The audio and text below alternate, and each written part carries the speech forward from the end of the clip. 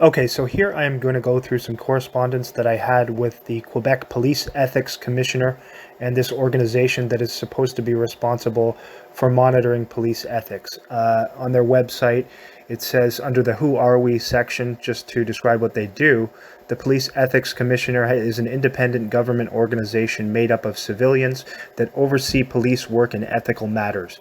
We are not linked to a police organization or to the Administrative Tribunal of Police Ethics. However, if you look further on their site, they do admit that some of the people who make these decisions are in fact ex-police officers.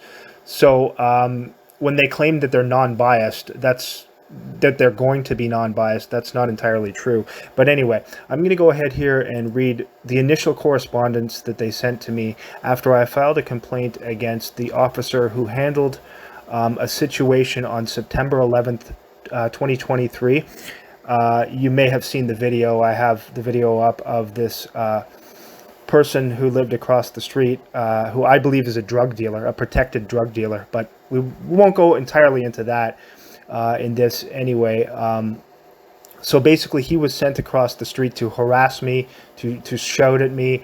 And this was coordinated with two of the tenants who lived in the house where I lived, because as soon as I exited the house, they pulled up directly in front of his house in their vehicle. And of course, documenting the same time exit entry that had been going on, these assignments that had been going on with people doing that in that house for over a year at that point.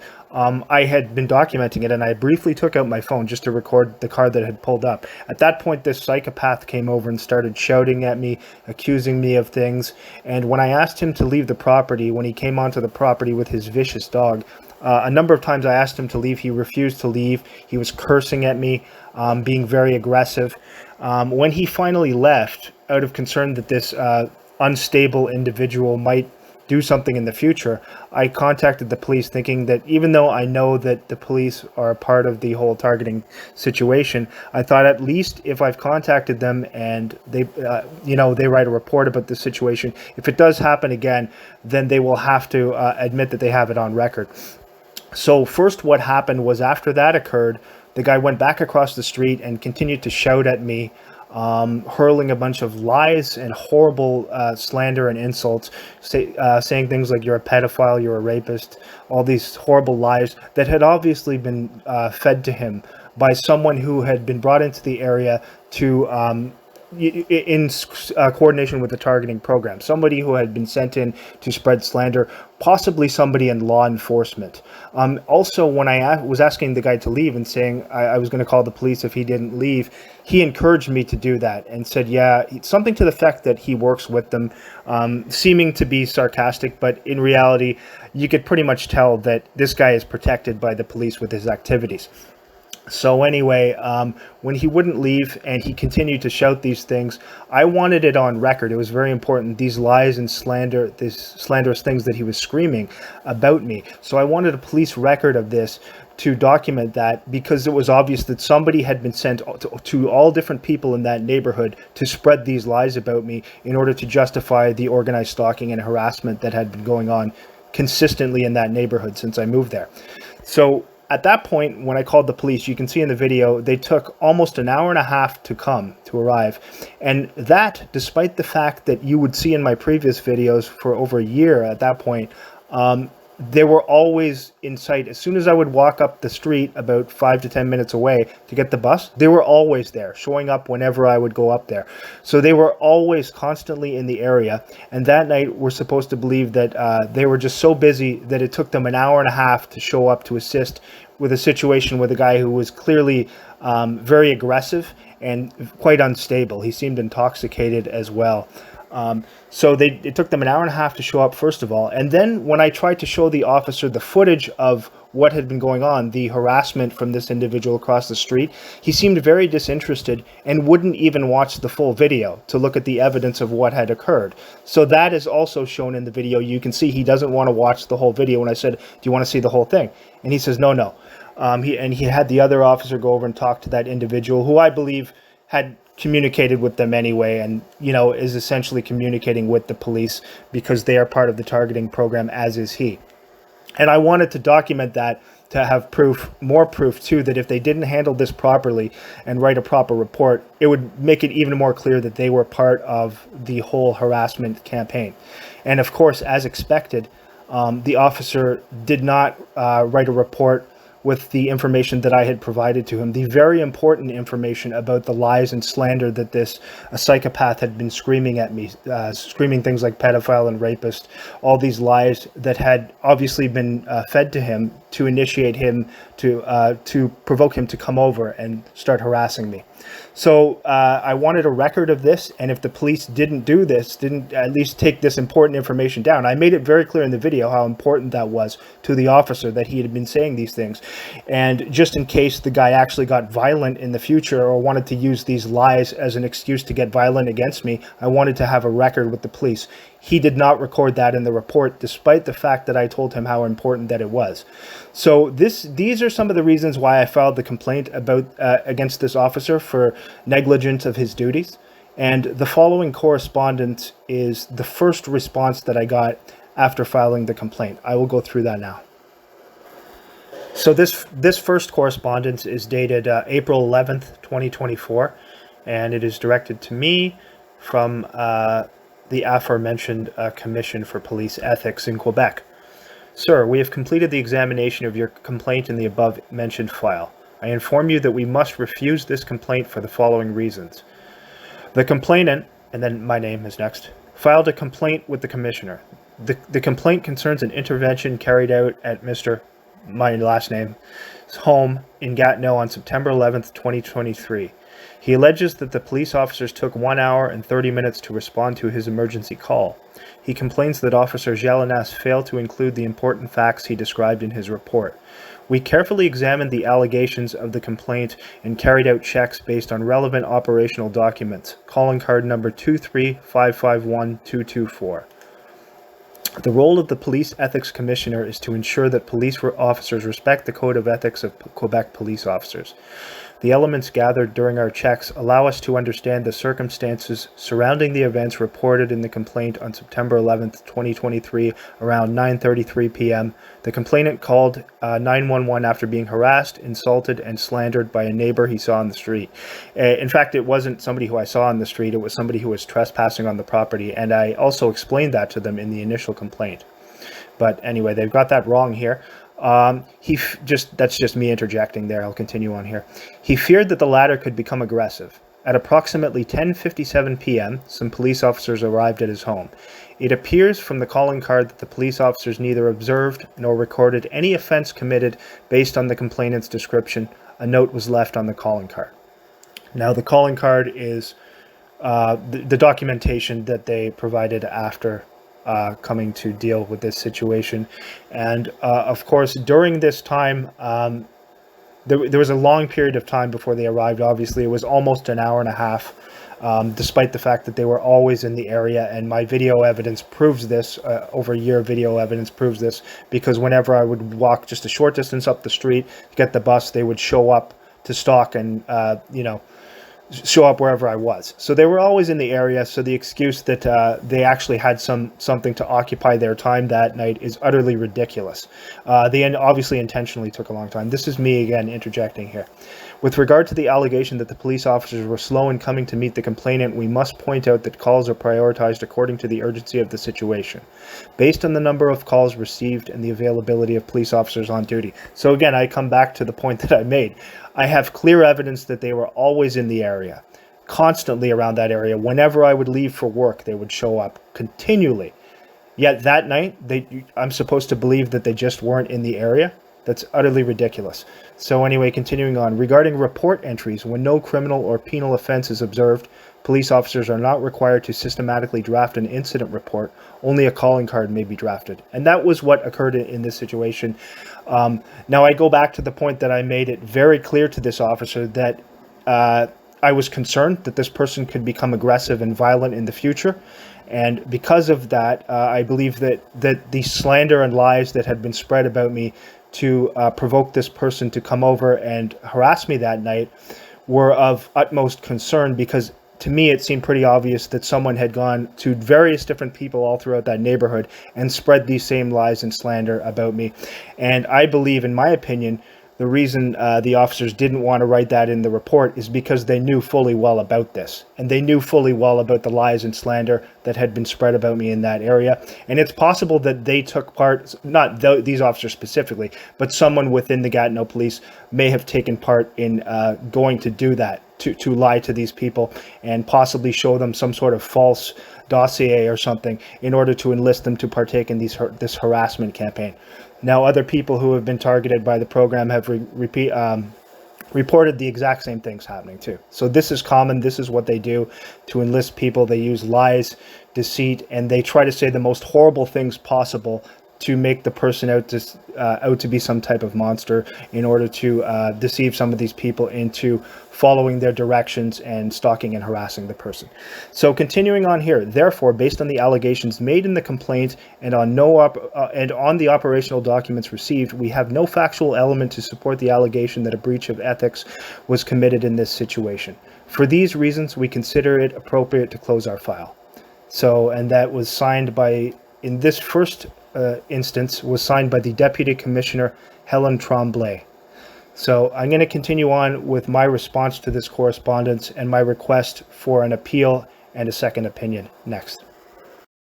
So this is my first response here. Thank you for your response to my complaint. Referring to the video which documented these activities, in the video you can clearly see that I am attempting to show the officer footage from my phone of the slander and abuse that the trespasser across the street was shouting at me. I wanted the officer to watch the entire video, yet the officer seems very disinterested and said that he did not want to watch the whole video of the incident. Also, I expressed my concern that this aggressive individual across the street could potentially become violent and possibly attack me due to both his unstable behavior and the lies and slander that had been spread about me. I don't know how someone could think that this was not important or relevant information that the officer should have put in the report. Also, I strongly disagree with your assessment that it is due to the fact that calls are handled on a case-by-case basis.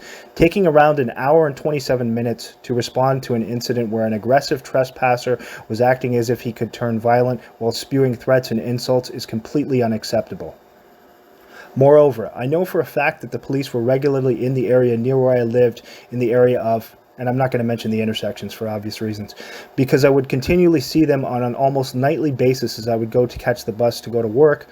They were always in the nearby area, yet the person who made this assessment thinks that taking an hour and 27 minutes in a situation where an unstable, aggressive trespasser could have turned violent is acceptable simply because, quote-unquote, calls are handled on a case-by-case basis. So am I to believe that there were so many other important calls that required their attention that they couldn't be bothered to assist in a reasonable time frame? I'd like to see some verification or evidence as to what exactly these officers were dealing with that would not allow them to come and assist within a reasonable time frame, when I have video proof that they were literally always driving around that nearby area every time I would go to work. I do not believe that this was a fair decision, and I would like to provide further evidence of the actual incident to further convey the legitimacy and importance of my valid complaint. Thank you. So at this point, they had also been provided with the video of the entire situation, and this is the next response that I received from them. So essentially, this is a request for an appeal on my part, and you can appeal this decision once. They will allow one appeal, and so the next correspondence from them is their response to my request for an appeal. Okay, so it says the complainant, my name, in the above-mentioned file, requested a review of the decision rendered by Helen Tremblay, Deputy Commissioner, on April 11th, 2024. First, I think it's important to point out that our organization is independent of all police forces. We have no authority over the actions of police officers. Our mandate is limited to evaluating whether, at the end of an intervention with a citizen, the police officers respected their code of ethics. Moreover, it is also important to point out that the police officers act in accordance with the powers conferred upon them by law. Their missions consist of maintaining peace, order, and public safety, preventing and suppressing crime and offenses against the law. In this respect, they have taken an oath to perform the duties of their function with honesty, impartiality, and justice. Maintaining social order implies that police action is carried out in accordance with these duties and powers. It is therefore up to those who are of the opposite opinion to provide elements or facts in support of their allegations, which I did, clearly. It is therefore within the framework that we examined the complaint submitted to us by the complainant. Okay, and this is continuing on regarding the video that I submitted to them.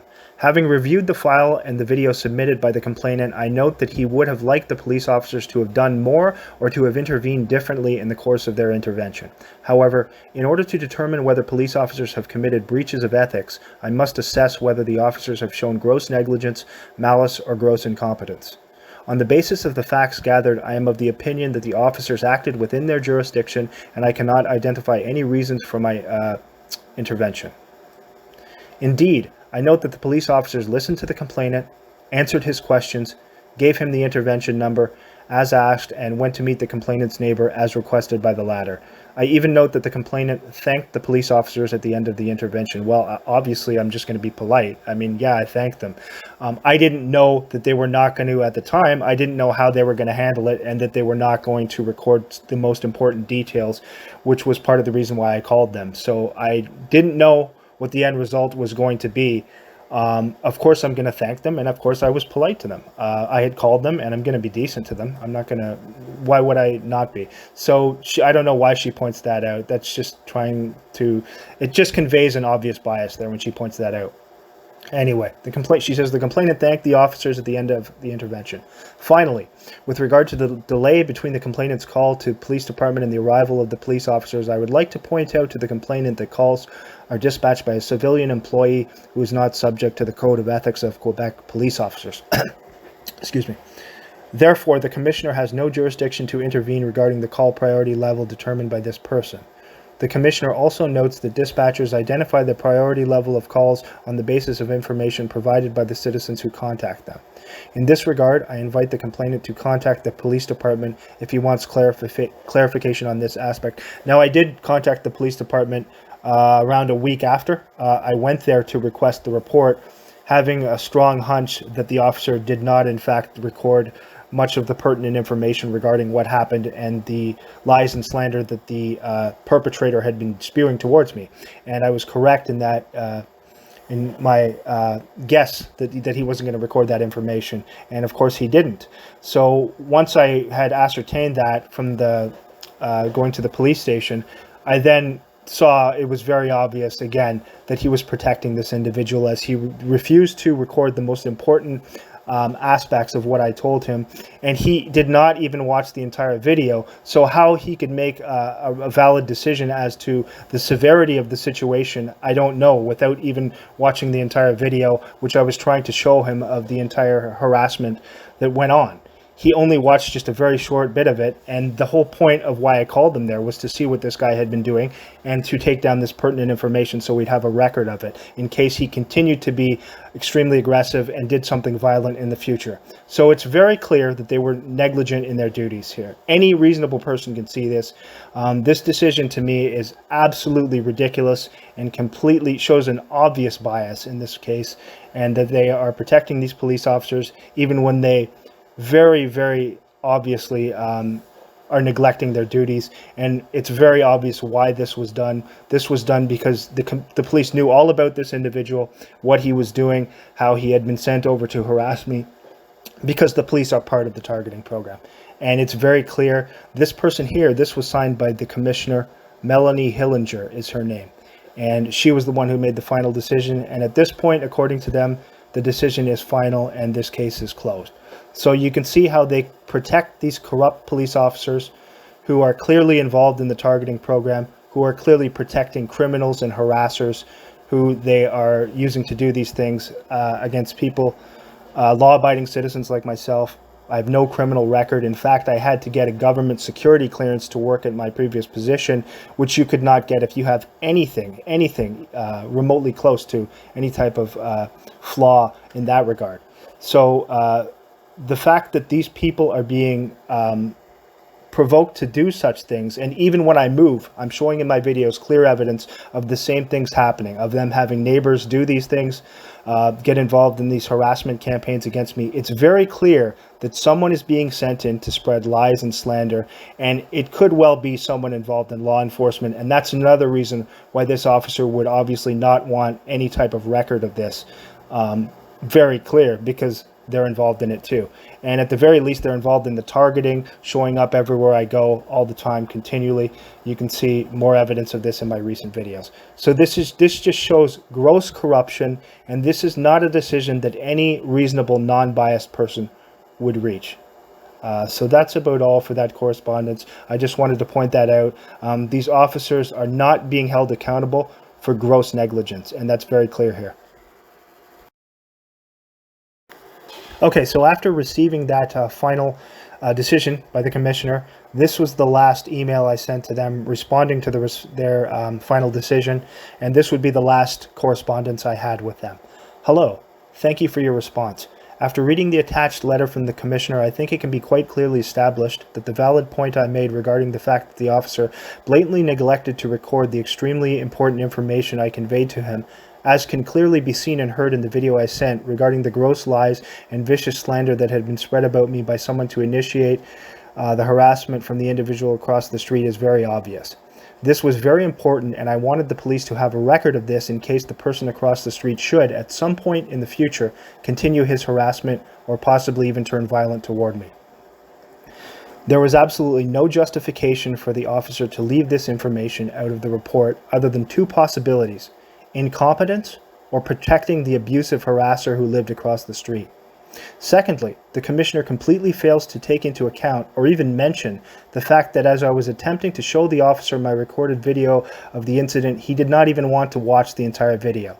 How could he possibly make an accurate assessment of what had occurred by not even watching the entire video of the harassment and trespassing by this clearly unstable man who lived across the street? This point was also mentioned specifically as one of the reasons why I requested the review and the second opinion of the initial decision. Yet her decision completely ignores this valid point and does not take it into account.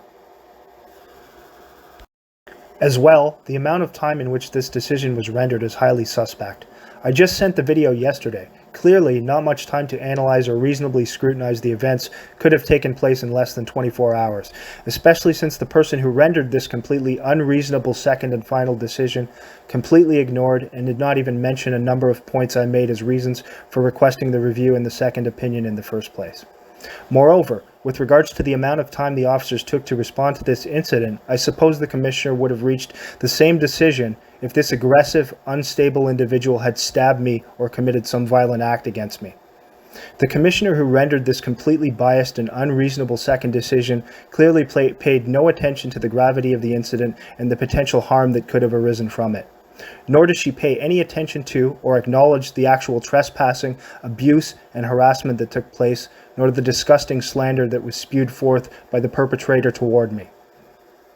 Her recommendation that I, quote-unquote, contact police if I have any further issues is just as equally absurd as the decision she rendered. Why would I contact the police again after having them knowingly neglect to do their jobs and act in a manner that is clearly protecting an abuser? If they don't even have the integrity to follow their oaths to properly serve and protect the public, then what would make her think that they would handle any further complaints in any type of fair or reasonable manner? This failure to hold the police accountable for their actions is, to me, not surprising. However, please bear in mind that this grossly unfair decision that no reasonable person would have reached having been aware of this situation speaks volumes about the extreme corruption both within the Gatineau police and within the supposedly quote-unquote neutral organizations who are supposed to hold the police accountable for their actions. Rest assured that I will use social media platforms that I utilize to make others aware of what I rightly consider to be an absurdly biased and completely unreasonable decision. This protecting of corrupt police by organizations such as yours, which falsely claim to be neutral, needs to be disseminated as widely as possible. Regards. And that was my final correspondence with them relating to this issue. And any reasonable person can tell that they handled this in a very, very biased way, and no reasonable person who looked at the facts would reach the type of conclusion that they reached. So yeah, that is all for now.